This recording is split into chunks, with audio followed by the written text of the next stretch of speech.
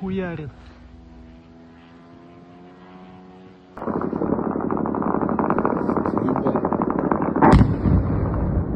Нахуй! Ёбаный нахуй! Да ну нахуй!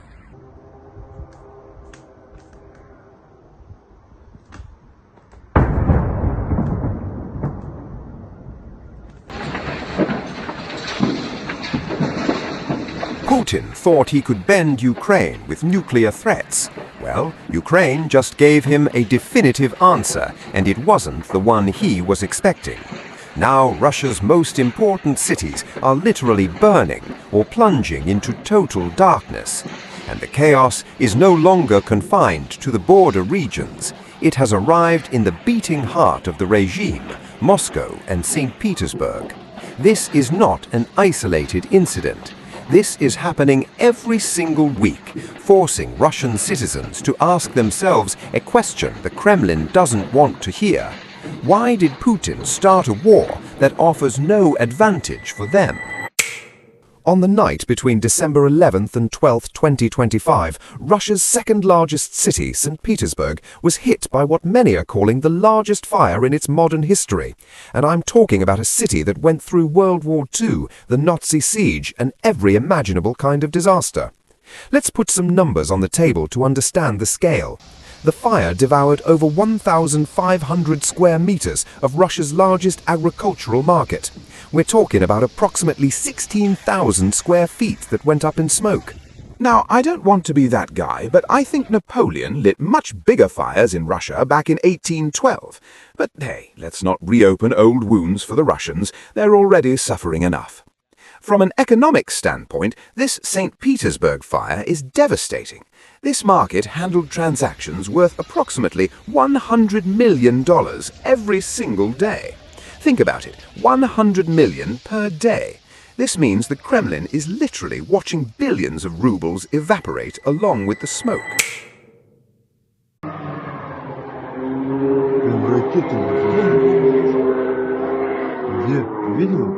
Ой, ёб твою мать! Да ну нахуй! In my opinion, this could be the good old Russian incompetence we know so well. Because according to Russian authorities, who are desperately trying to downplay the situation while the fire continues to burn, a highly flammable substance inside the building caused the flames to spread so intensely. Tragically, one person has already lost their life because of this disaster. But since the Russians want to talk so much about Ukraine, let's take a look at what Kyiv is really doing inside Russian territory. On the night of December 11th, 2025, between 11 p.m. and 4 a.m. Moscow time, Ukraine launched what can only be described as a massive and coordinated attack on the Russian capital. I'm not here counting all those arrows on the map, but according to military experts who know this subject much better than me, approximately 300 drones and missiles were launched toward Russian territory. 300! Let that number sink in for a second. And many of these were heading straight for Moscow. Putin probably didn't sleep on the night of December 11th. And you know why? Because according to some Russian telegram channels, there were Ukrainian Neptune missiles heading directly toward Moscow. When the missiles crossed the Russian region of Bryansk around 11:45 p.m., telegram channels started posting frantic messages about how it seemed they were heading for the capital. Now, as I'm recording this video on December 12th, 2025, we actually don't know yet if the missiles successfully hit their primary targets. But we know for certain that many Ukrainian drones were successful. How do we know? Because we have footage directly from Russian residents. Take a look. In this clip, you can clearly hear the impact of the drone strike.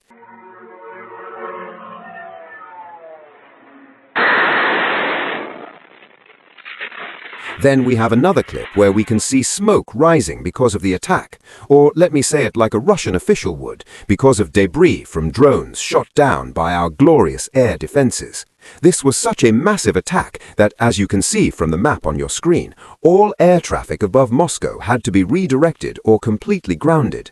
Let me repeat that to make sure you understand. This is the largest city in Europe, not just in Russia, and now they're living like it's 1910. And let's also remember this, all of this is happening despite the fact that Putin has surrounded the city with air defense systems on all sides. There's an entire ring of layered air defenses designed precisely to avoid situations like this. And unfortunately, it's not working. It's not working at all. This is what Vnukovo Airport, which is located in the Moscow region, looked like on the morning of December 12, 2025. All flights cancelled, everything coming in and out was delayed, and hundreds of Russian passengers were stuck at the airport, suffering the consequences of an invasion that Putin started. As I said before, Ukraine sent more than 300 drones between December 11th and December 12th, 2025, so this wasn't just an attack on Moscow. Other Russian cities were also hit, and some with impressive surgical precision. At 3:30 a.m. on December 12, 2025, there was a successful attack on Russia's Grozop thermal power plant, located in the district of the same name in the Smolensk region. This power plant has an electrical capacity of 90 megawatts and provided energy to industrial facilities and residential areas throughout the region. Here's the footage of the attack. Watch. Ракеты видел? Ой, ёб твою мать! Да ну нахуй! Then, at 3:15 a.m. on December 12, 2025, there was another attack on a chemical plant called Akron in the Novgorod region.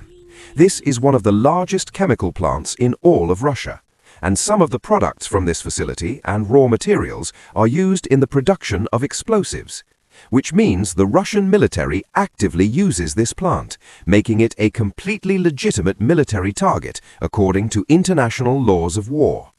Then, on the morning of December 11th, 2025, around 9 a.m. local time, we had a cruise missile hit the city of Roslav.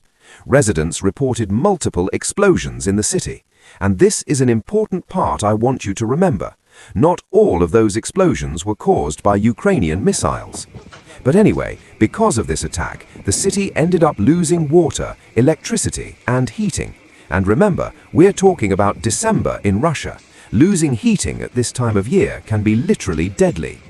Remember when I said there were multiple explosions in the city? Well, one of them was actually caused by a Russian air defense missile that was trying to shoot down the Ukrainian missile, but ended up hitting a residential building in the region.